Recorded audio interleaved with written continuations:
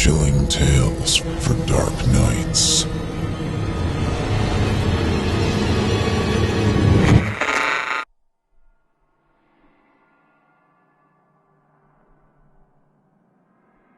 Knuckle Supper, written by Drew Stepek, performed by Jason Hill. Chapter 3. Prostitutes. Des dropped me off with Gavin's corpse. I dumped the body on top of the pimp and threw the duffel bag in the corner. This time, I didn't forget. I headed over to my room to see if the weird little girl was still there. Besides, the Desians would be over at any time to start the cleanup process, and they didn't interact a whole lot with humans. The last thing I wanted was some dumb, dead kid on my hands. I shook off the feeling of carnage and tapped on the door to my closet. "Hello, little whore girl. You still here?" She cautiously poked the closet door open with her huge prostitute shoes. "Yeah?" she replied. I opened the door a little more so I could see her hazel eyes and sun-freckled face. "Do you want to come out and talk about all this? All the bad people are gone?" "I'm not going to kill you," I assured her. "All of the bad people? Then what are you?" She held up the handcuffs.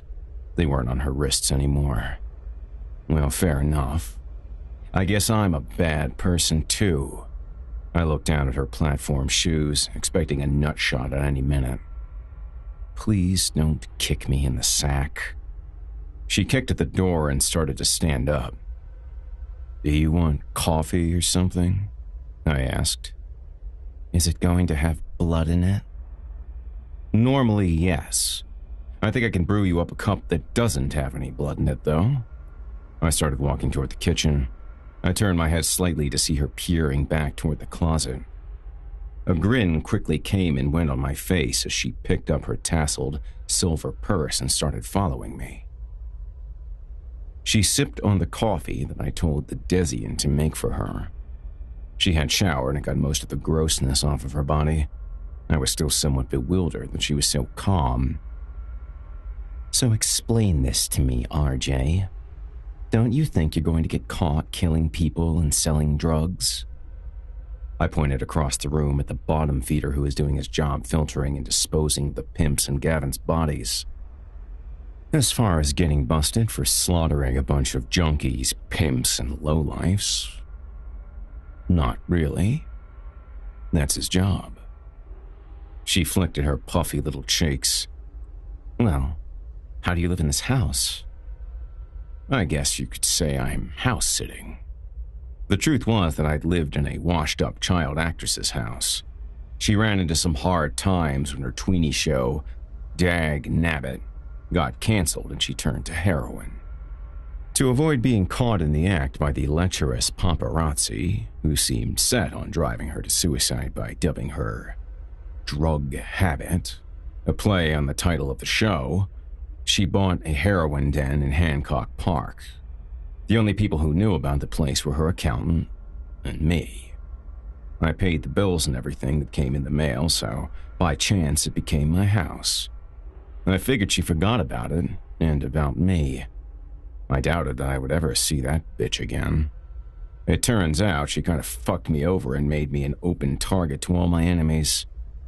The bottom feeder surveyed a nice prime cut and then threw it in a bucket.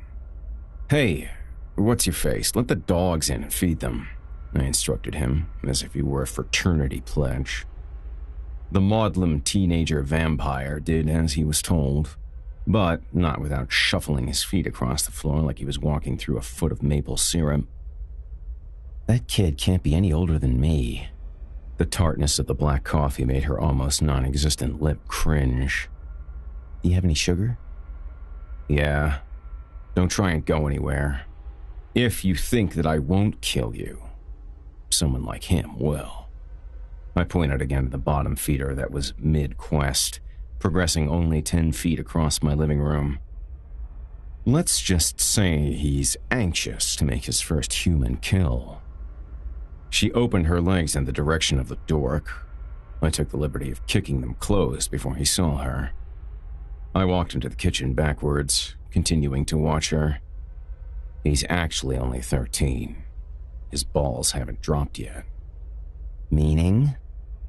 We haven't jumped him in yet. He's Dez's big progeny. I returned to the corner. The girl had slowly glided her way onto the couch. My Great Dane and French Mastiff came bounding into the house with the slug-lord kid trailing them at a turtle's pace. First, the dogs came to me in the kitchen, sniffed around a little, licked my hands, and then proceeded to introduce themselves to my guest. What are their names? She scratched the top of the Mastiff's head, causing a leg tantrum. The dog tried to give the girl his paw as the Dane leapt on the couch and started salivating all over her shoulder. The big one drooling on you is Leroy, and the littler one, trying desperately to have you shake his hand, is Skillet. Leroy stretched out his long legs and dropped himself into her lap, to which she gasped. She put both her hands on both the dogs' heads and compared their sizes. She looked at me, avoiding eye contact. Why don't they attack you? Did you hypnotize them? Skillet somehow managed to sniff his way into the girl's crotch. Both dogs' tails were wagging frantically. The little whore was, after all, their first real human interaction in a long time. Desians didn't count as humans either. For all intents and purposes, they were vampires as well. That's a misconception about, well, vampires. I figured they like us so much because they think we're hurt. You know, technically, we are dead. Lame, she said as Leroy leaned against her. Okay, so I guess you're in a gang. Can I ask you more about the other thing? First, tell me your name. Well, my real name is Balia, but that asshole you're cutting up over there called me Jailbait. Seeing as how I was the youngest trick he ever put to the street, she dumped half of the sugar shaker into her coffee. Ask away, Bait, I said, smiling. Okay. She clung onto a crucifix around her neck as if she was in control. Does this scare you, monster? I snatched it in my hand. Yes, religion scares me. Can this hurt me? No. She let out a defeated puff onto her hot coffee.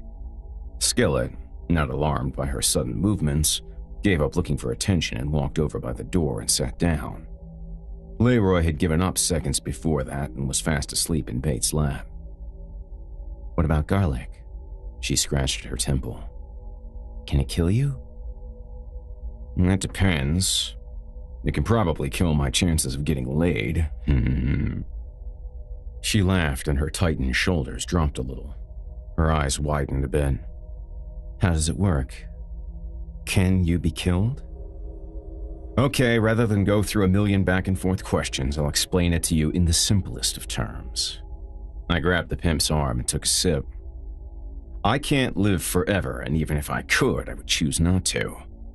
Most of us are killed or last as long as the average human. I belched, and a little squirt of the junk blood shot back into my mouth. The blood was getting stale quickly. We are more powerful than regular people, but we can't fly or anything like that. On top of that, we have this insane healing ability. Huh? Yeah. If I get stabbed or shot or something, my body rejuvenates and heals pretty quickly. Then how do you die? I imagine that you probably have to pull our heads off to put us down. Can you turn into a bat, Batman? Leroy looked up at her and yawned. Then, without hesitation, put his monstrous noggin and mite-infested floppy ears back in her lap and moaned as if even he was sick of the conversation.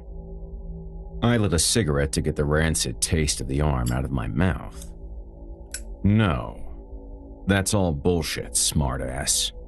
Being whatever it is we are, and there are hundreds of us, is more of a blood disorder. I guess what makes us hypersensitive to light. If I went outside during the day, I wouldn't melt or turn to dust or anything like that, but I would be in a great deal of pain after about a minute. From what I read online, it's called photophobia. Beyond that, I don't know who my parents were. I don't know if I have some weird disease or not. I do know we can walk and talk and think, but I don't know why we're here. So, wouldn't that make you a zombie? I hadn't explained this to anyone besides a peewee in a long time. I shook my head. Not really. I can function. I do need nourishment, though. That's where the blood comes in. We can eat raw flesh, but blood from a beating heart is the best because the blood in our bodies always dries up. We need to replenish it to keep us walking. And what about the heroin? Well, Bait, that's called addiction. I looked at her arms and couldn't tell if she was familiar with skag like most Hollywood hookers. As far as I knew, it was the easiest way to get a tween to turn tricks. Get them hooked. The thing is that you can't inject it into a bloodstream that doesn't have enough blood to support it. I tried it. It's kind of worthless and the buzz doesn't last. She tickled Leroy's ears.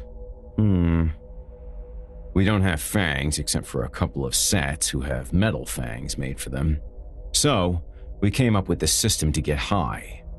It's really a variation on what several others have done over time to enjoy wine, ferment blood, snort speed.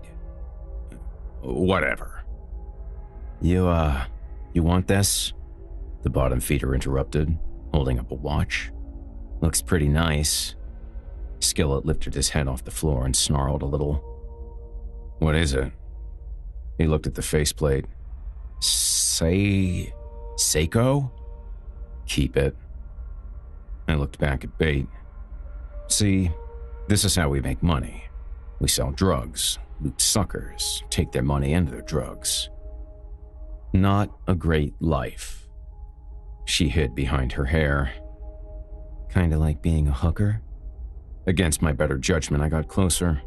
I wanted to brush her hair out of the way, but pulled back before making contact with her. Yeah. She sneezed on my hand that dangled a few feet away from her face.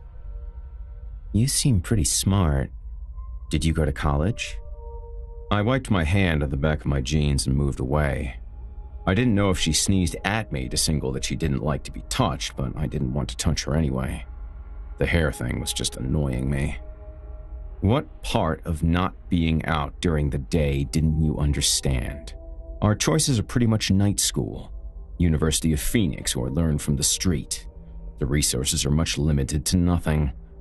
The only thing that we know is how to be hustlers, and what some of us learn from reading. That's why we sell drugs and steal. Bait sipped her coffee. She looked happy with the sugary sweetness that warmed her tongue. So, how many of these vampire gangs are there? In Hollywood?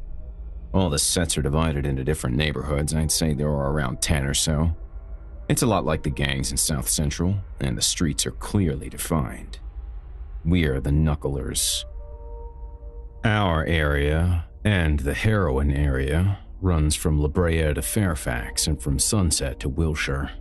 There are some smaller sets mixed in the area, but they don't interfere with our business. The Batwangers are in our area. Trying to be inconspicuous, she wiped her nose with her hand and then brushed it into Leroy's back hair. The Batwangers? Wait, did you just wipe a fucking booger on my dog? I pushed a box of tissues on the table in front of her. She ignored the Kleenex. Whatever, I have a cold. I pulled a tissue out of the box and wiped off Leroy's back. Whatever. Leroy doesn't want your sniffles. What are the Batwangers? She asked. I crumpled the rag in my hand and discarded it over my shoulder. Batwangers. Yeah. Chicks with dicks. A tree and tits. Holy shit. She spat her coffee across the room. I see them every night at Carl's Jr. on the corner of La Brea and Santa Monica. Well, they don't give us any trouble. I guess we've always figured that if anyone is that desperate to fuck a bitch with a bad weave and shoulders like a linebacker, they should just have it. How do they... They aren't snobs about drugs. They'll do anything. Most important, they suck cock, and then when the John starts shooting his wad, they bat out their dicks and essentially eat them alive. And I sucked my cigarette down to the filter and put it out on the coffee table. Ugh. Yeah, it's pretty nasty. All of the gangs are pretty peaceful with each other, and all the action is delegated to a stoner gang of Rastas called the Battlesnakes. Seriously? The Battlesnakes. That's the best name they could come up with. That has to be the lamest name I've ever heard. The Battlesnakes. Like rattlesnakes? You're kidding me, right? I did say they were stoners. Not exactly known for their intelligence. They're some brutal badass fucks, though. I just stay out of their way. Truth be told about my relationship with the Battlesnakes, no matter how far I go to avoid them, they always manage to plow into me. So, what about all this blood after you kill someone? Do you just clean it up? I stood up and walked to the opposite corner of the room. The dogs both got up and followed me. Leroy shook the foundation of my house as he leapt from Bates' side. See this? I grabbed the bottom feeder by the shoulder. Little peewees like this kid come over and collect all the blood for us. At least, what they can salvage. I walked over to the fridge, opened it, pulled out a bottle. Both dogs sat in front of me in the kitchen expecting a treat. They smelled meat everywhere. Then we ferment it to make beer and wine. It's pretty much shit. I took a swig off the bottle, but it helps take the edge off a night like tonight. Then they take what's left of the bodies and bury them. You're a slob. I thought vampires were supposed to be all romantic and musical and stuff. I put the bottle back in the fridge. Fuck that. I've never worn a ruffled shirt. I've never played the harpsichord. She picked up a CD off the table and brushed away a rock of bass that Des was saving for later. Can you play music? I can play a couple chords on a guitar, but that's about it. She squinted and bit her lip. L. Byron Nightshade is a classically trained music guy. He writes songs for his girlfriends all the time. I heard his album at a record store. It was pretty dark. Oh, babe, that's all bullshit. Nightshade is some character from a bunch of crap books. It's no more real than Batman, she said. I slammed the fridge shut. For your information, the tattoo is for The Faction. They're a punk band. You sure are a mean little bitch, aren't you? I should be asking your story, but to tell you the truth, you're about a dime a dozen in LA. Runaway. Turning ass for junk. Typical. Did you come to LA to become a big movie star? No, asshole, I came here to get away from being raped every night. As for the junkie hooker, I heard that young ass makes a lot of money. Jeez. At least I don't have a Batman tattoo. You got any other crappy ink?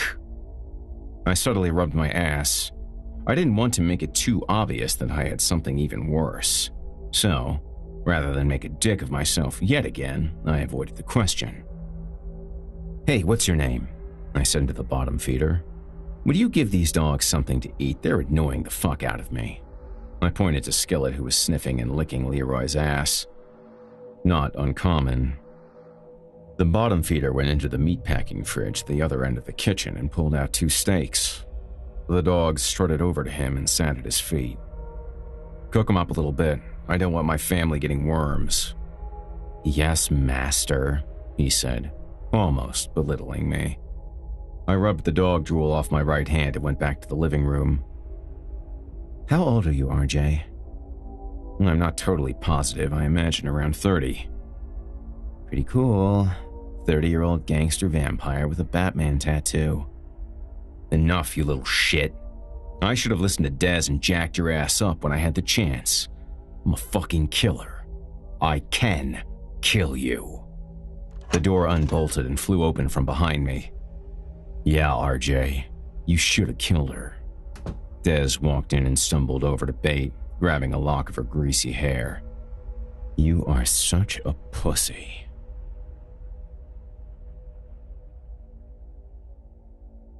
You can't keep me locked up in this bathroom forever, Bait squealed. You shut the fuck up, whore, Des yelled back. You'll be dead soon enough.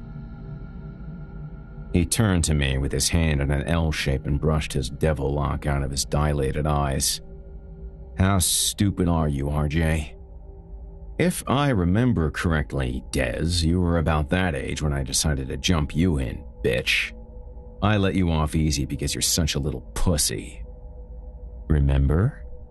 His head tilted to the side and he let out a disgusted sigh, almost as if he just farted. That's not the same. I'm like you. She's not. Bates' muffled voice interrupted. I can be like you though, right? I mean, you can bite my neck, right?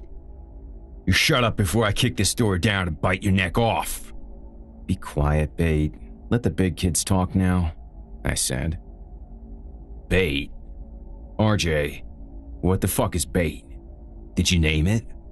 What is wrong with you? Me, I'm Bait, she said from behind the bathroom door. So you can bite my neck and make me a vampire, right? Shut up! Des and I both yelled at the door. There are no girl vampires. Listen, Des, I'm not about killing kids. Humans are cattle and all that, but I really can't bring myself to kill anyone who's 12. Maybe I should have killed your ass before your balls dropped. Dude, you're being so stupid. What are we gonna do? Keep her around and bang her until she dies? Will that make me a vampire? In the Nightshade movies, Al Byron bit Amethyst Rose and turned her to save her from the elders. Bait? I shook the doorknob. Seriously, shut up. You can't make someone a vampire. That's another dumb myth. It's horseshit. Bummer, she whispered. You seriously can't think we're going to keep this little girl around? Do you know how much trouble we would get in? With the elders? Bates said. I pounded on the bathroom door. Christ, there are no elders. Be quiet for 1 second, please. Whatever, Batman. Jesus, RJ, you showed her your gay tattoo. He didn't show me the one on his ass. So, you didn't show her your ass. You didn't even screw her. It's a tattoo of the Tasmanian devil. Oh God, RJ, you sure can pick 'em. I rubbed my ass a little, but acted like I was picking a wedgie. Both of you, fuck off. The bottom feeders walked over and handed Des a wallet. Looks pretty filled, Des. Des snapped it out of his hands. Better all be there. You have your shit meat, now finish cleaning up and get out of here before the sun comes up. Des then spit in the kid's face. Thank you, the bottom feeder said. I heard Bait move close to the door. Is this some kind of club? She teased. Without even hesitating a second, Des kicked the door off the hinges, knocking Bait on her back. I'm gonna enjoy ripping your sarcastic little ass to pieces, whore. She was terrified for the first time that night. Des lifted the door out of his way and bent down. What's it gonna be? He drilled his heel into her stomach. Do you want me to just flat out pull your head off? No. That would be much too easy. I'll just take off a limb one at a time. Starting with your tongue. Leave her, Des, and a tongue isn't a limb. I lunged at him, knocking him against the broken door. I shoved his face into the bathroom mirror and smashed it into the sink a couple times. It didn't hurt him at all, but he got the message.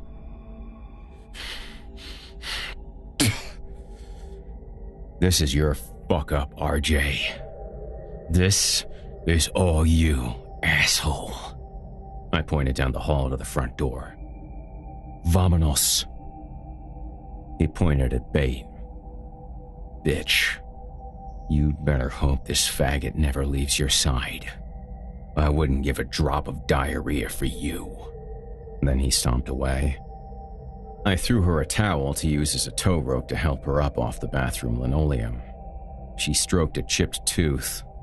It was a small price to pay for Des plowing over her with the door. For some asinine reason, I felt partially responsible. As much as I would like to say that I taught Des a lesson, the fact was I didn't. He was constantly insubordinate to my leadership because he thought of us as bros. But the fact was, I was the leader of the Knucklers. It wasn't him, and it never would be. Until I died, he was nothing more than a little brother and a kick around.